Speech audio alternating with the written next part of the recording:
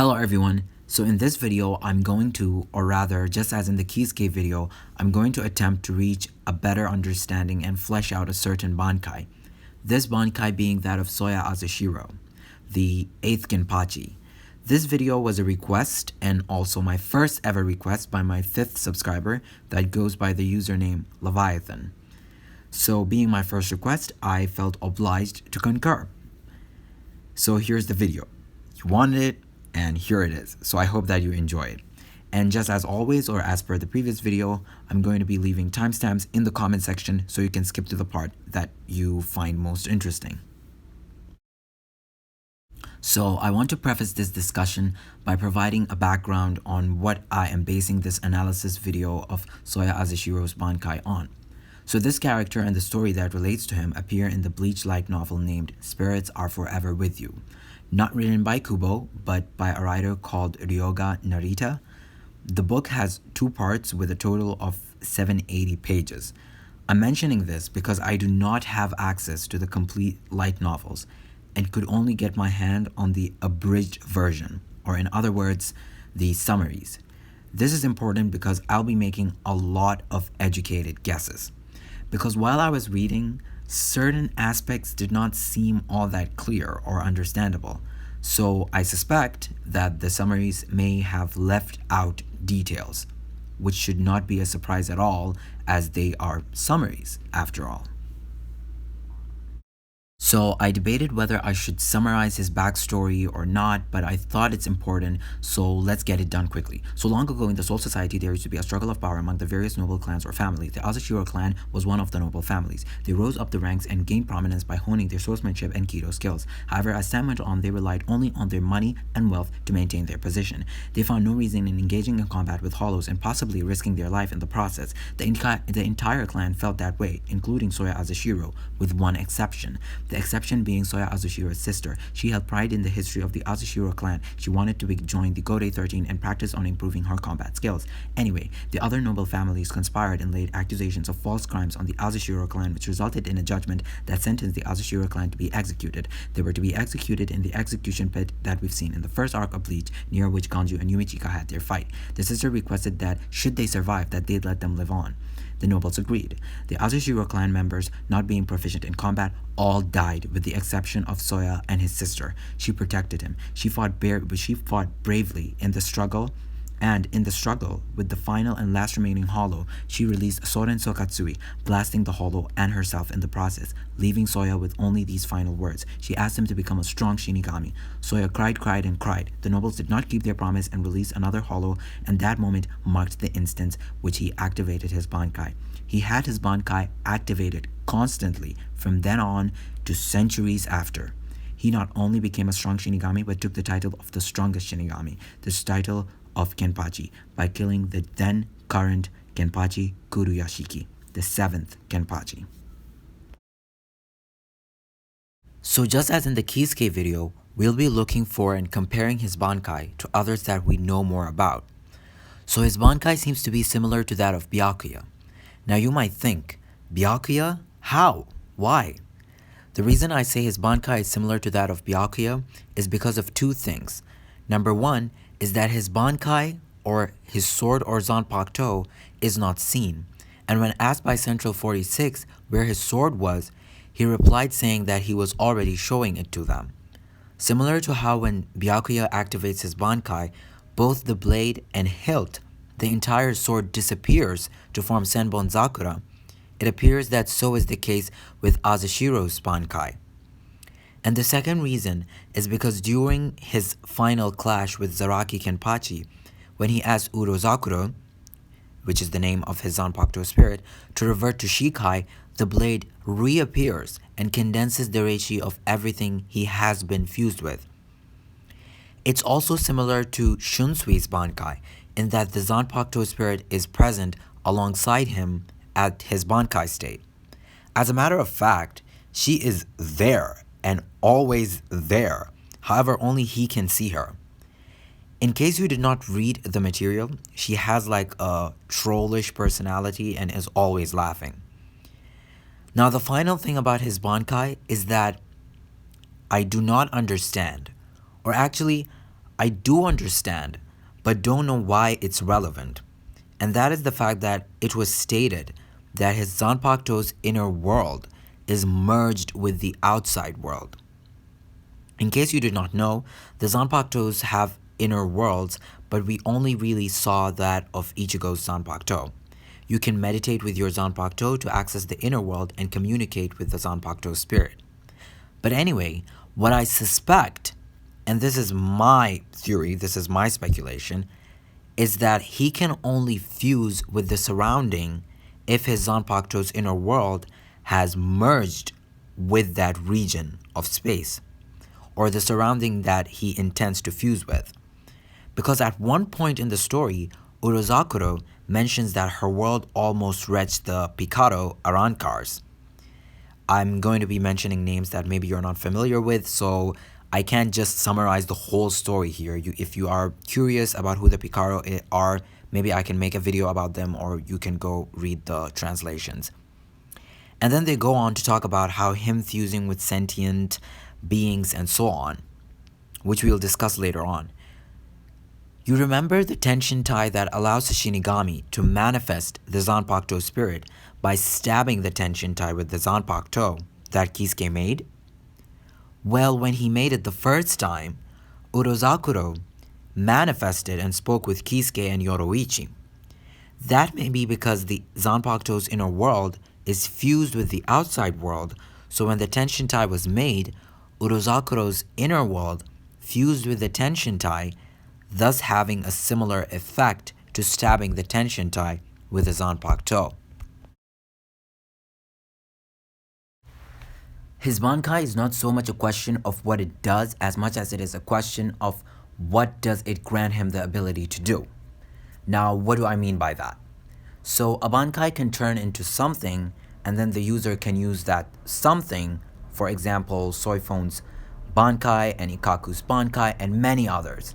Or the Bankai grants you certain skills or abilities, like how Ichigo's Bankai makes him faster, or Zaraki's Bankai makes him much more physically strong. Souya Azashiro's Bankai is of the latter type. It grants him basically 3 abilities. Number 1, he is capable of fusing with anything and everything, including living things like people. Fusing in the sense that he can possess those things. I don't want you imagining that if he fuses with a chair, for example, then the chair would then have legs and eyes or something crazy along those lines. I will insert a little animation I put together so it's easier to visualize.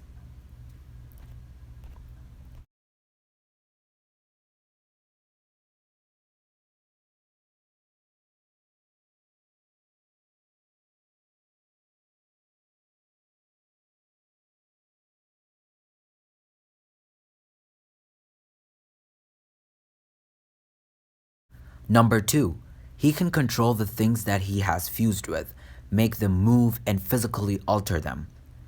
The third ability it grants him is a little more complex and depends on a better understanding of the first 2, so we'll discuss specific instances of those before we go forward. Okay? As you may have already heard, Souya Azashiro is indeed capable of fusing with the air, and at the time the incidences of the story in the novel were happening, he was fused with the entire Seirei. He fused with the ground and controlled it to sink Yumichika's feet to stop his movements, and fused with his sleeves and controlled them to wrap around Yumichika to immobilize him. He was also capable of making a custom fighter helicopter. Yes, a custom fighter helicopter that was equipped with a multitude of firearms in the quarrel against Zaraki and Sien in the human world. The important takeaway here is that he is capable of fusing 2 or more of the different things that he has fused with. Now, the third ability is something I don't quite grasp myself. I have stated I'll be making educated guesses here. So the third ability is that he is capable of materializing blades, swords, and Gigai. Yes, Gigai, the false body. Now, the Gigai bit may have thrown you off a little bit, but apparently Soya took a bunch of Gigai from the research and development department of Mayuri before coming to the human world, and then he materialized them in his fight with Zaraki. So this is what I think is happening. So I infer that after fusing with the Gigai, he is capable of then making the Gigai fuse with the air like he does to himself, and then materialize slash unfuse them from the air when needed. Now, materializing the blades and swords could either be like the Gigai, where he stocks up on weapons beforehand, or it could be that the blades are part of his Bankai, similar to how Byakuya can make blades. I'm not sure which of the two it is. This is why I mentioned I read only the summaries, because this might be clearer in the complete novels. I don't know. Also worth mentioning is that Souya Azashiro used to hold a title that meant that he was the best projectile user. And he predicted that Byakuya was going to take on that title after him, but it was then taken by Jidanbo's brother, supposedly because Byakuya would not accept, or possibly Byakuya did not accept a title of a man who is a criminal. His ability to fuse is limitless, as was mentioned. He can fuse limitlessly, and yes, he can make the air in people's lungs expand to kill them. He never actually used that, and when he confronted the 11th squad, Yumichika wondered why he did not do that, and was wondering whether it was a limitation in his abilities. But the reason is that Azashiro does not really want to kill Shinigami, or even humans for that matter, only Hollows and Arankars, to serve his duty as a Shinigami, aka Soul Reaper. He has a grand and an ultimate goal to slay all the Hollows and Arankars in Hueco Mundo. After breaking it down, I think there are a total of 7 weaknesses and or things that can counter his abilities. I'll start with the ones that require the least amount of time to explain and are the easiest to understand. Number 1 is that in the state of Bankai, he is not capable of increasing or improving his physical strength or durability, which means he'd be easily defeated and subdued if caught off guard, but that is infinitely unlikely because of his fusion abilities and how he can easily fuse with the air to avoid attacks. Number 2, the fusion may take some time. It was mentioned by Urozakuro that it would take him 1 year to fuse with the entire Seirete again. And in another case, we find out that the fusion takes longer in the human world because the human world is made of what is called Keishi, unlike the Soul Society that is made up of Reishi. Number 3 is that it is difficult and could damage him to fuse or attempt to fuse with sentient living beings or beings that have a sense of self like animals, humans, hollows, Arankars, etc. The resistance and friction that he faces when trying to fuse and control sentient beings damages him, and it was mentioned that carrying out such a fusion with Kuruyashiki resulted in permanent damage. Number 4, extremely high and dense Reiatsus or spiritual pressure could damage him. You know, or do you remember how certain characters can crumble the ground and result in gusts of wind because of their high spiritual pressure or Reiatsu? As Azashiro is fused with the air and the ground and the surrounding in general, such people, for example in one instance in the light novel, Zaraki could damage him merely by releasing his high spiritual pressure into the surrounding that he is fused with. And in another case, Sien was capable of preventing him from manifesting his swords by surrounding himself with a certain current of spiritual pressure surrounding himself. Sien is basically a spin-off / product of Zyalaparo. Number 5 is his weakness to absorption type abilities, particularly abilities that are capable of absorbing Reishi.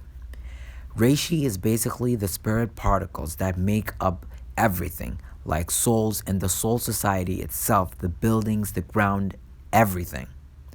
Reishi is basically what is physical matter in our world, like atoms. A little reminder is the whole reason why is the whole reason for which people that have spiritual abilities in soul society need to eat. Remember how you don't really need to eat in the soul society, but you need to if you have spiritual powers and skills. Now, remember that he was fused with the air and the entire Serite. So because he is everywhere, absorbing Reishi anywhere, or rather absorbing Reishi anywhere he is fused with, would result in part of him being absorbed as well, and thus damaging him. We find out that in Uryu's fight against Mayuri, when Uryu uses his Let's Still, it caused Souya Azashiro tremendous pain and damage. So any Quincy would be his worst nightmare. He would have performed terribly against any of the Quincy's in the final arc in the Thousand Year Blood War arc. And this connects to the sixth weakness. The sixth weakness is that the damage inflicted on him is much more than it would be to someone else. In other words, when he is damaged, he is greatly damaged. He doesn't have a high durability. Now, the seventh and final weakness is the Seki Seki. Now, maybe a lot of you forgot what the Seki Seki is.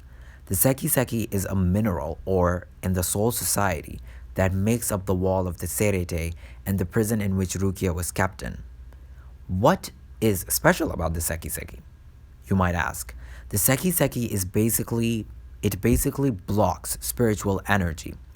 The Seki Seki also releases waves that disintegrate Reishi.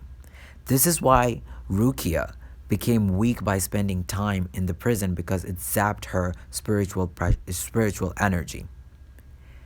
Anyway, that is why Azashiro cannot go past the Serite, and he mentions that if his real form was to be blocked by the Seki Seki, pay attention, his real form, that is not the same as, for example, an object that he is fused with, but that if his real form, not something he is fused with, but if his real form were to be blocked by the Seki Seki, then he will lose his real form, and now his permanent form would be the thing that he is most fused with, and his consciousness stays there.